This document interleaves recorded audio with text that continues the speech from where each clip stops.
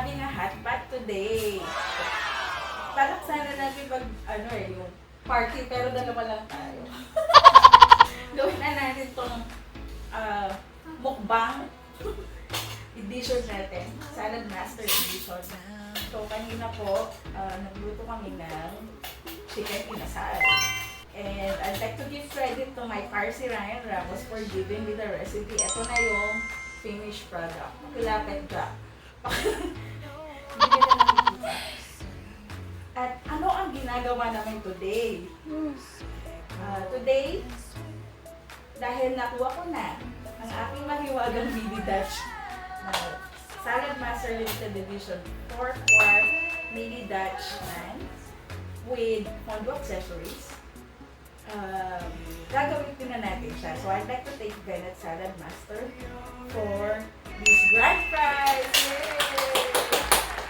So sa lahat ko ng viewers natin na nag-like at nag-start, thank you very much. Dahil po sa ginawa ninyo, and nagkaroon po ako ng grand prize mini Dutch. So ginagamit po natin itong mini Dutch 4-quart pan. Ang ganda niya, ngayon ko lang siya ginamit mo for hot pot. So, kung mga gusto mag-shabu-shabu, kaya mayroon po dito different selections. Kanina, pinrelease ko lang ulit yung meat na may enoki. So, you can see that later sa picture. Pero, meron po dito. Ano na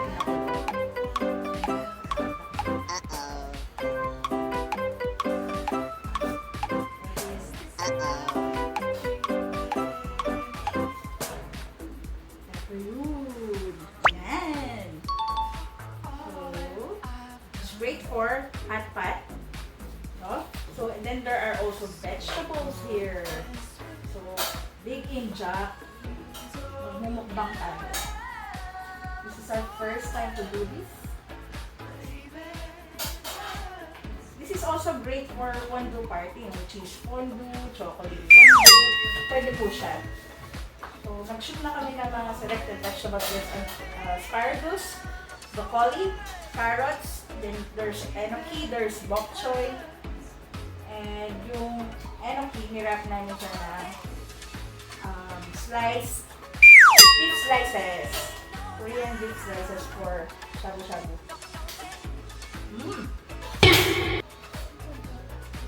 Wow. Very healthy. That's my soup. Yung soup base po, pwede po kayong pwedeng chicken, pwedeng pork ribs, or pwedeng beef na flavored na for your soup. Pwedeng seafoods. Actually, wala kami shrimp. Inisip ko nun, seafood shabu-shabu. Pero ang sarap pa. Sarap po. Kain po. Alright. Please, mag-bang tayo. Ano ang mga magandang Q&A?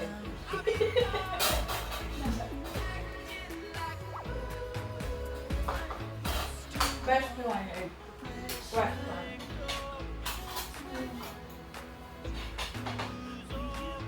So, ito pong ginagawa namin, medium fire lang para maganda sa hotpot talaga shooting. Hindi ko mo po yung sabaw. Lalo na ngayon. Malapit ng rainy season.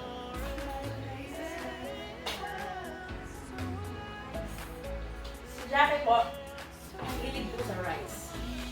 Kaya ang pangalan niya, Jackie Rice. Parang showbiz, no? For those who wanted to know the recipes inasal and this hot pot, you may PM me pala. So, ang masasabi ko lang sa Saladmaster, pinapadali niya ang ating pagluluto. Very easy. And very healthy. Masarap yung kanina yung beef na malaki Jack. It's the best. Na-try mo na ba? Kuya Ryan, para sa'yo to. Tribute ko yung mga inasal. Parang kakamiss kumain ng inasal. Then, nag-grill po pala kami ng asparagus.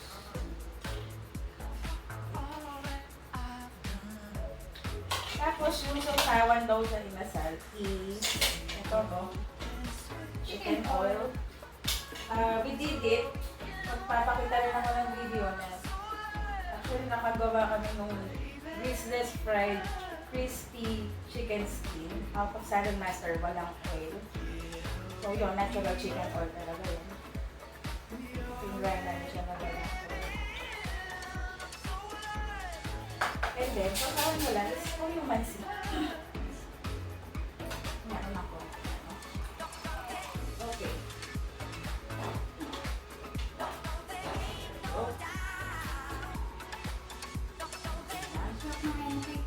Sarap yung NOP. Yun po kasi favorite ko na mushroom yung NOP. Kung alala nyo, makakonstruct na kami ng blue recipe about NOP. Pwede po natin siyang stir-fry. Stir-fry. Dito sa Philippines, sikat na sikat yung mga inasal. So, bakit ko napili mag-nasal ang hot pot? Masarap po kasi mag-grill at kumain or mag-hot pot pag rainy season. Eh, malapit na. Actually, umuulan-ulan na po.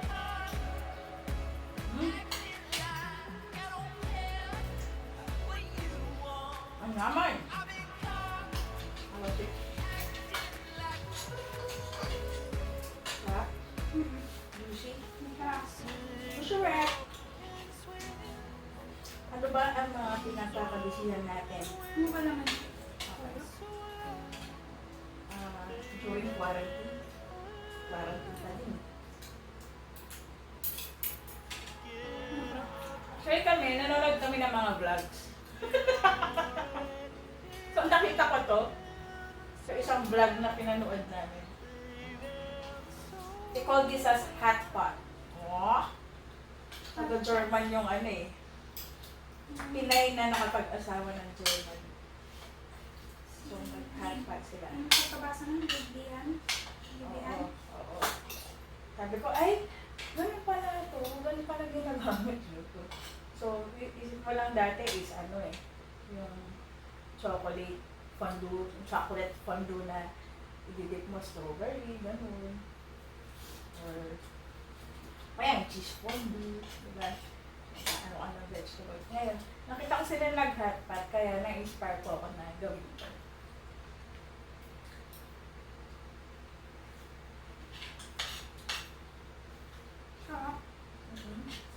I would like to say hi to all of my friends out there. Thank you for liking my post. We hope that we have inspired you. Actually, first time ko pong nag-TikTok. Nung nakuha ko po ito. Kasi ganda-ganda niya. Ang lakas makasosal. Lalo na to. Kasi ano, pwede pang okay, like, yung vegetable, dito mo nilagay. Luta ko ulit. Pakita ko lang. Cute ni. Ito po yun, no? Enoki. Cute. So, sundiin ko siya ulit.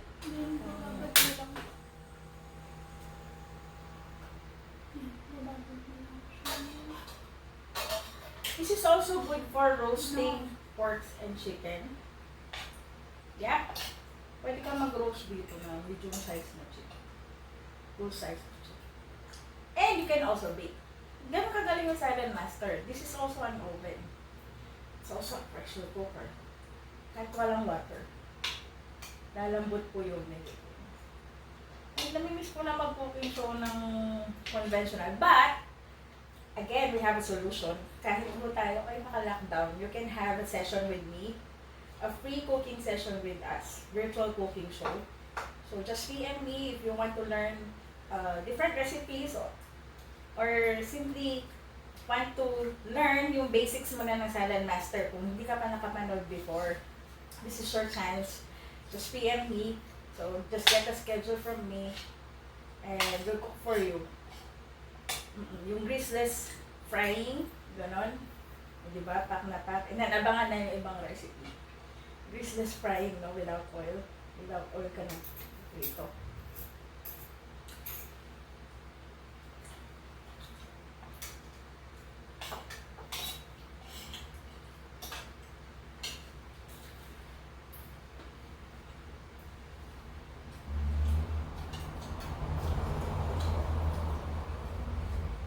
So, ano masasabi mo dyan? Ba't ang tahimik mo naman dyan? Di ba dapat part to part? Malis kasi sila man. Ano? Masarap. Masarap.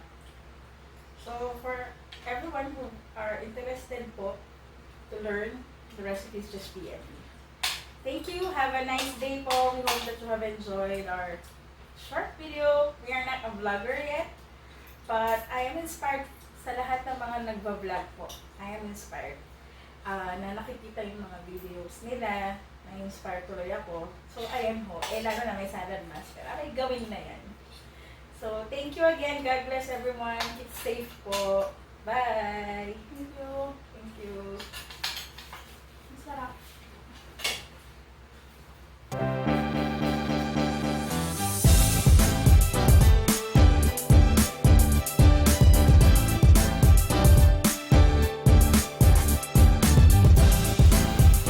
Good afternoon, everyone.